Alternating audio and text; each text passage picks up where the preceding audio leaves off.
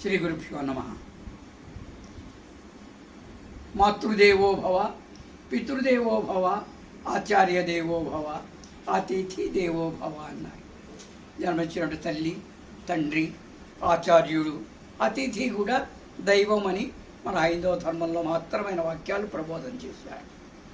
గురువు యొక్క మహాత్మ్యాన్ని ఈ పద్యంలో చక్కగా చూస్తున్నాను. అనేక మంది మహనీయులు గురుదేవుల యొక్క విశిష్టతను, ప్రాముఖ్యతను చాటి చెప్పారు. ఇప్పుడు ఒక పద్యం అండి. తనువును సంగినట్టి తల్లిదండ్రుల కన్నను,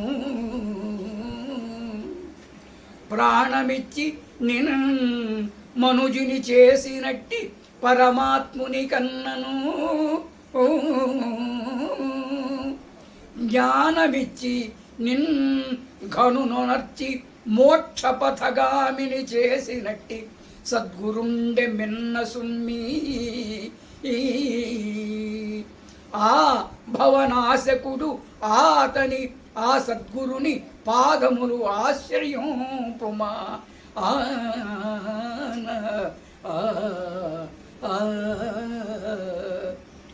శరీరాన్ని ఇచ్చినటువంటి తల్లిదండ్రుల కంటేను ఈ శరీరంతో పాటు మానవ శరీరాన్ని ఇచ్చినట్టి పరమాత్ముడు ఉన్నాడు. అది కర్మ వల్ల వస్తుంటుంది, భగవంతుడు ఇచ్చినటువంటిది. ఆ ప్రాణమిచ్చి మానవ శరీరాన్ని ఇచ్చినటువంటి పరమాత్ముని కంటే కూడానండి జ్ఞానమిచ్చి నిన్ను ఘనునొనర్చినట్టి, మిగతా ప్రాణికోట్లకన్నిటికంటే కూడా ఘనుడు విశిష్టతను ప్రసాదించింది ఏమిటి? జ్ఞానము. ఆ జ్ఞానాన్ని ప్రసాదించింది ఎవరు? గురువు.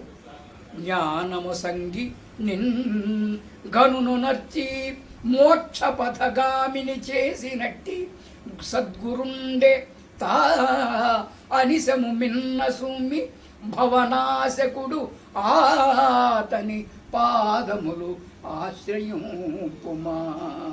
కాబట్టి గురుదేవుడు జ్ఞానవసంగి ఈ జన్మను ధన్యం చేసుకునేట్లుగా మిగతా ప్రాణికోట్ల కంటే కూడా విశిష్టమైనటువంటిదిగా చేసి కేవలం మోక్ష పథగామిని కూడా చేస్తాడు ఈ జ్ఞానం వల్ల. అటువంటి గురుదేవుని యొక్క పాదములు ఆశ్రయించునాయన. ఆ గురుదేవుని యొక్క జ్ఞానం ద్వారా భవనాశకుడు అని అన్నాడు. ఈ భవము అని అంటే పుట్టుట, చచ్చిపోవుట, మళ్ళా అనేక జన్మలెత్తుట, ఇటువంటిది లేకుండా జన్మరాహిత్యాన్ని, మోక్షాన్ని ప్రసాదించేటువంటి వాడు జ్ఞానప్రదాత గురువు. ఆ గురుదేవుని యొక్క పాదములు ఆశ్రయించుమా అని.